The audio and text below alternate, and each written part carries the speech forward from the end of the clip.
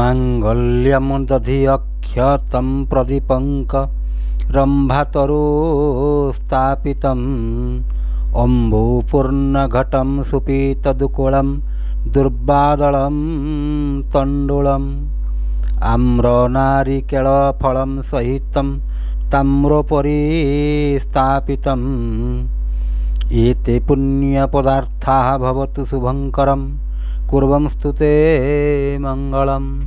जय जगन्नाथ। मु ज्योतिर्विद चंद्रशेखर नायक मोर चैनल ज्योतिषर जातक को आपण मानंको मोर अंतरर गभीरतम प्रदेशरू स्वागत जनाऊँगी। बंधुगण, आमे पूर्व पार्टे पढ़ी किभली भाव में ट्रांसफर जोगटे पढ़ी। आज आमे एक सामाजिक जोग को जीवा जहाँकि आमर समाज रे ये जिनस गुड़िक देखा जाउछि। आमे सेही विषय आलोचना करिबा केउं ग्रहंक पाई केउं अवस्थारे ग्रह थिबारु बा केते डिग्री रे थिबारु बा कोन थिबारु एई भली अवस्था गुड़िक प्राप्त हेइ थाए। सेति पाई मु वर्तमान नेछि पार्ट 190 190 आउ शीर्षकटीर नाम होछि जातक रे द्वितीय विवाह योग। बंधुगण, विवाह करा जाए, प्रथमे विवाह करा जाए, समस्ते चाहती से विवाहटी सारा जीवन से माने अंगे निभांतु बा विवाहटी सारा जीवन तिष्ठि रहो। किंतु केतेकंकर दुर्भाग्य जोगु से माने तांकर प्रथम पत्नी को हरई थांती। उदाहरण, जदि तांको भितरे अंडरस्टैंडिंग ठीक नाही ताले झगड़ा झाटी हेई करी से माने परस्पर ठार अलगा होई थांती बा जदि पत्नीर मृत्यु घटे ताहले स्वामी जे कि मनकर 3-4 वर्ष होलानी बाहा हेतिले तांकर पत्नींकर मृत्यु घटिला, तेणु तांकर छोट छुआटिए अछि कि नाही भी किछि कथा नाही, से माने तो संसार रे आउ एका एका रहिबे नाही। तेणु सेति पई से कोन करंती आउ थरे विवाह करंती, ताकू द्वितीय विवाह बा सेकेंड मैरेज बोली कुहा जाए। ताले बंधुगण, आमे देखिबा जे प्रकृत रे केउ मानक जातक रे ये द्वितीय विवाह जोगटिए सृष्टि होउछि। किंतु मु भगवान का पाखरे प्रार्थना करे ई प्रकार जोग का पाखरे न हो, समस्ते तांकर जो विवाहित पत्नी सहित सारा जीवन से माने तांकर सुखर संसार करंतु। किंतु बंधुगण, भाग्य तो कहा हाथ रे नाही। तेणु आम देखा ये ज्योतिषीय तथ्य हिसाब रे केउ ग्रह बा किभली कंडीशन थिले व्यक्ति विशेष को द्वितीय विवाह करने को पड़े। केते लोक इच्छारे विवाह करती, केते लोक अनिच्छा सत्वे भी विवाह करती बाध्य होई करी। तेणु से भली देखिबा जे केउ मानक जातक रे एई भली जोगटिए सृष्टि होउछि। ठीक अछि बंधुगण, ताहले आम देखिबा जे कौन कहउछंती शास्त्र। 1 नंबर कहउछंती सप्तम रे पाप ग्रह थिबो। बंधुगण, सप्तम रे थिबे पाप ग्रह। ठीक अछि बंधुगण, आज आमे गोटे लग्न गोटे नै जिबा देखिबा जे सप्तम रे केमिति पाप ग्रह रहुछंती। अच्छा, मने कर आमे नै जिबा मकर लग्न। मकर लग्न टी नहीं गले आउ कौन हेतिबो ना, मकर लग्न रे सप्तम रे पाप ग्रह थिबे। देखंतु बंधुगण, सप्तम रे पाप ग्रह थिबे। मन कर राहु अछंती एठी, राहु बा केतु शनि, किंतु शनि थेले एठी बेसी कार्यकारी हबो नाही बंधुगण, कारण शनि लग्नर मालिक। तेणु सेतिपाई सप्तम रे जदि एमती पाप ग्रह थिबे बा क्रूर ग्रह भी थिबे, किंतु पाप ग्रह हेले टिके बेसी क्रूर पाप ग्रह थिबे। आउ खाली पाप ग्रह थिले जे जनकर सेकेंड मैरेज हे जीव नाही से कथा भी नुह। पाप ग्रह थिला जो मानकर सप्तम रे पाप ग्रह अछंती से माने तो सारा जीवन तांकर दाम्पत्य सुखी जीवन यापन से माने करूछंती। ତାଙ୍କର କିଛି ଅସୁବିଧା ହେଇନି କି ତାଙ୍କୁ ଦ୍ୱିତୀୟ ବିବାହ କରିବାକୁ ପଡ଼ିନାହିଁ, ତାହେଲେ ଇ ଗୋଟିଏ କଣ୍ଡିସନ୍ ଖାଲି ହେଲେ ହେବନି। ଆଉ କ'ଣ ହେଇଥିବ, ସପ୍ତମେଶ ନୀଚ ରାଶିରେ ରହିଥିବେ। ଦେଖନ୍ତୁ ବନ୍ଧୁଗଣ, ସପ୍ତମେଶ ନୀଚ ରାଶିରେ, ଉଦାହରଣ ଦେଖନ୍ତୁ ବନ୍ଧୁଗଣ, ଏଠି ସପ୍ତମେଶ ହେଲେ ଚନ୍ଦ୍ର, ଚନ୍ଦ୍ର କ'ଣ କରିଥିବେ, ନୀଚ ରାଶିରେ ରହିଥିବେ। ନୀଚ ରାଶି ମାନେ ତାଙ୍କର ବିଛା ରାଶି। ଆଉ ତାପରେ ବନ୍ଧୁଗଣ ଆହୁରି ଗୋଟିଏ କଥା, ଯେ ଗ୍ରହ ନୀଚ ହୁଅନ୍ତି ଯେ ସିଏ କେତେକ ନିର୍ଦ୍ଦିଷ୍ଟ ଡିଗ୍ରୀ ପର୍ଯ୍ୟନ୍ତ ନୀଚ ହୁଅନ୍ତି, ଅର୍ଥାତ୍ ଚନ୍ଦ୍ର 3 ଡିଗ୍ରୀ ପର୍ଯ୍ୟନ୍ତ ନୀଚ ହୁଅନ୍ତି। ମନେକର ଚନ୍ଦ୍ର ଯଦି ଆପଣଙ୍କର ଏଠି 15 ଡିଗ୍ରୀରେ ଅଛନ୍ତି, ତାହେଲେ ସେ ନୀଚରେ ନାହାନ୍ତି। ତେଣୁ ସପ୍ତମେଶ ନୀଚରେ ଥିବେ, ସପ୍ତମରେ ପାପ ଗ୍ରହ ଥିବ। ଇଏ ହେଲା ପ୍ରଥମ କଣ୍ଡିସନଟି।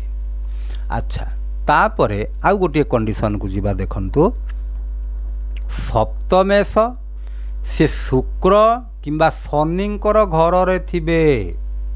ବନ୍ଧୁଗଣ ଆଉ ଗୋଟିଏ ଲଗ୍ନ ନେଇଯିବା, ଦେଖିବା।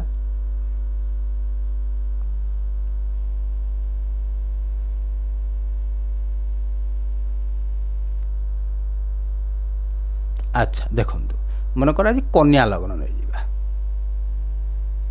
କନ୍ୟା ଲଗ୍ନରେ ସପ୍ତମେଶ ହେଲେ ବୃହସ୍ପତି, ଏଇଟା 7 ନମ୍ବର ଘର। 7 ନମ୍ବର ମାଲିକ ହେଲେ ବୃହସ୍ପତି। ସିଏ କ'ଣ କରିଥିବେ, ଶୁକ୍ରଙ୍କର ଘରେ ହେଉ ବା ଶନିଙ୍କର ଘରେ ହେଉ। ଦେଖନ୍ତୁ ବନ୍ଧୁଗଣ, ଶୁକ୍ରଙ୍କର ଘରେ ରହିଥିବେ, ଫେର୍ ଶନିଙ୍କର ଘରେ ରହିଥିବା, ବୃହସ୍ପତିଙ୍କର ଦୃଷ୍ଟି ପଡ଼ୁଥିବ ନା। ଏ ଲଗ୍ନ ହେଲେ ବି ଖାପ ଖାଉନି। ଆମେ ନେଇଯିବା ମନେକର ମେଷ ଲଗ୍ନ। ସପ୍ତମେଶ ହେଲେ,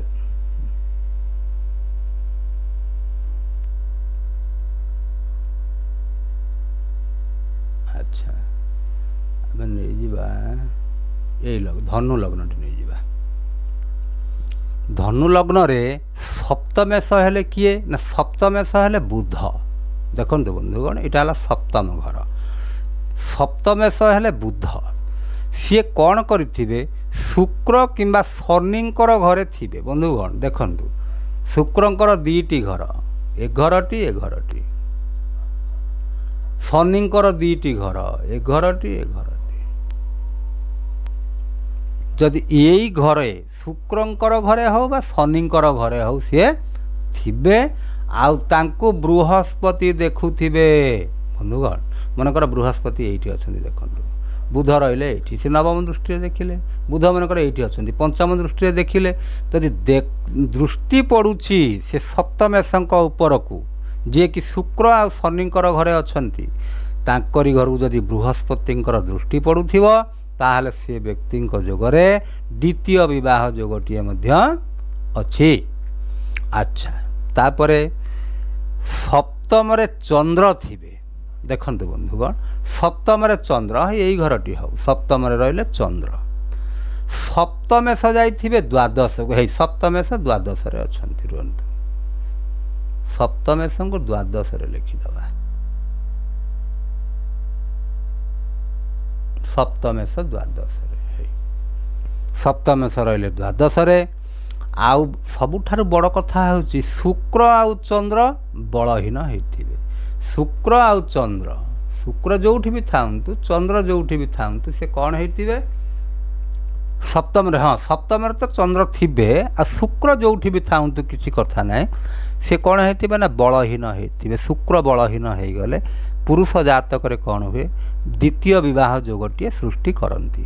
ଶୁକ୍ର ବଳହୀନ ହେଇଥିବେ, ଅର୍ଥାତ୍ ଶୁକ୍ର 0ରୁ 2 ଡିଗ୍ରୀ ଭିତରେ ଥିବେ, 28ରୁ 30 ଡିଗ୍ରୀ ଭିତରେ ଥିବେ, କି ନହେଲେ ତାଙ୍କୁ ଶତ୍ରୁ ଘରେ ସିଏ ଥିବେ, କି ପାପକର୍ତ୍ତରୀ ଯୋଗରେ ଥିବେ, ତାହେଲେ ଜାଣିବେ ସେ ବଳହୀନ ହେଇକରି ଅଛନ୍ତି। ତାହେଲେ ହେଲେ ଏଇଭଳିଆ କଣ୍ଡିସନଟି ଯଦି ହୁଏ, ତାହେଲେ ସେ ବ୍ୟକ୍ତିଙ୍କୁ ଦ୍ୱିତୀୟ ବିବାହ ଯୋଗଟିଏ ଅଛି ବୋଲି କୁହାଯିବ।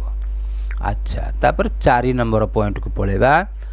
ସପ୍ତମେଶ ନୀଚରେ ଥିବେ, ସପ୍ତମେଶ ନୀଚରେ ଥିବେ ବା ପାପଯୁକ୍ତ ହେଇଥିବେ ବା ପାପ ଗ୍ରହର ଘରେ ଥିବେ। ଦେଖନ୍ତୁ ବନ୍ଧୁଗଣ, ସପ୍ତମେଶ ହେଲେ ଏଠି ବୁଧ, ସପ୍ତମେଶ ହେଇଗଲେ ବୁଧ। ସେ ବୁଧ ହେଇ କ'ଣ କରିଛନ୍ତି, ବୁଧ କେଉଁଠି ଥିବେ, ନୀଚରେ ଥିବେ। ହେଇ ବୁଧ ଆସିଗଲେ ଏଠିକି, ବୁଧ ନୀଚରେ ରହିଲେ ବା ପାପଯୁକ୍ତ ହେଇକି ରହିଛନ୍ତି। ମନେକର ଶନିଙ୍କ ସାଙ୍ଗରେ ରହିଛନ୍ତି, ରାହୁଙ୍କ ସାଙ୍ଗରେ ରହିଛନ୍ତି, ବା ପାପ ଗ୍ରହର ଗୃହରେ ରହିଛନ୍ତି, ଶନିଙ୍କ ଘରେ ରହିଯାଇଛନ୍ତି, ତାହେଲେ କ'ଣ ହେବ?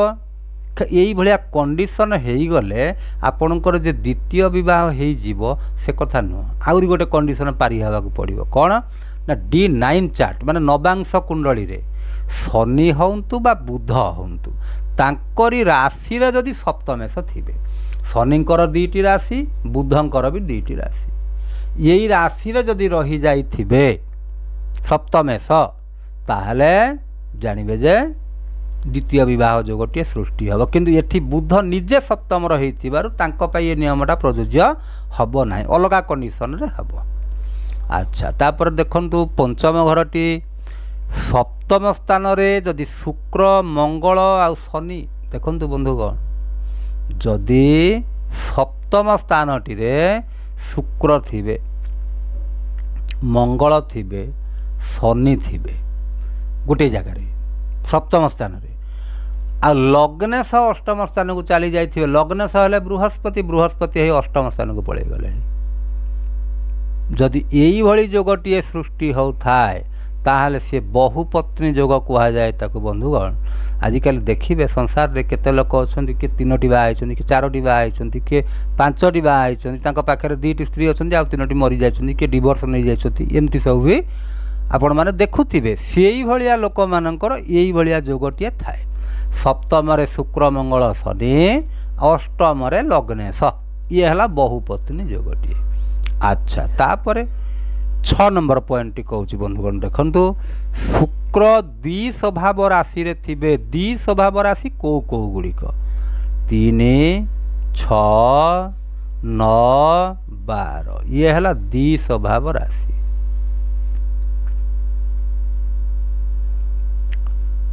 ଚର, ସ୍ଥିର, ଦ୍ୱାତ୍ମିକ, ଚର, ସ୍ଥିର, ଦ୍ୱାତ୍ମିକ ମାନେ 2 ସ୍ୱଭାବ, ଚର, ସ୍ଥିର, ଦ୍ୱାତ୍ମିକ, ଚର, ସ୍ଥିର, ଦ୍ୱାତ୍ମିକ, ତାମାନେ 3, 6, 9, 12, ଅର୍ଥାତ୍ ମିଥୁନ, କନ୍ୟା, ଧନୁ, ମୀନ, ଏଇ ରାଶିରେ ଯଦି ଶୁକ୍ର ରହିଯାଇଛନ୍ତି, ମନେକର ଏଇଠି ରହିଗଲେ ଶୁକ୍ର, ହେଇ ମୀନ ରାଶିରେ ଶୁକ୍ର ରହିଯାଇଛନ୍ତି, ଆଉ କ'ଣ ହେଇଛି, ଶୁକ୍ର ଥିବା ରାଶିର ସ୍ୱାମୀ ଉଚ୍ଚରେ ଥିବେ, ହେଇ ଶୁକ୍ର ଯେଉଁ ରାଶିରେ ଅଛନ୍ତି ସେ ଘରର ସ୍ୱାମୀ ହେଲେ ବୃହସ୍ପତି, ବୃହସ୍ପତି ଉଚ୍ଚରେ ଅଛନ୍ତି, ଯଦି ଉଚ୍ଚରେ ଥିବେ, ଏତିକିରେ ବି ସରି ନାହିଁ, ଆହୁରି ଗୋଟେ କଣ୍ଡିସନ୍ ଅଛି, ସପ୍ତମେଶ ବଳବାନ ହେଇଥିବେ, ବୁଧ ମନେକର ଏଇ ଜାଗାରେ ଅଛନ୍ତି ବଳବାନ ହେଇକରି, 15 ଡିଗ୍ରୀ ସହ ବୁଧ 15 ଡିଗ୍ରୀ ସହ ଏଠି ଅଛନ୍ତି ବଳବାନ ହେଇକରି, ତାହେଲେ ଏଇଭଳି ଯୋଗଟିଏ ଯଦି ସୃଷ୍ଟି ଆପଣଙ୍କର ହେଉଛି ତାହେଲେ ବହୁପତ୍ନୀ ଯୋଗ ସୃଷ୍ଟି ହୁଏ ବନ୍ଧୁଗଣ।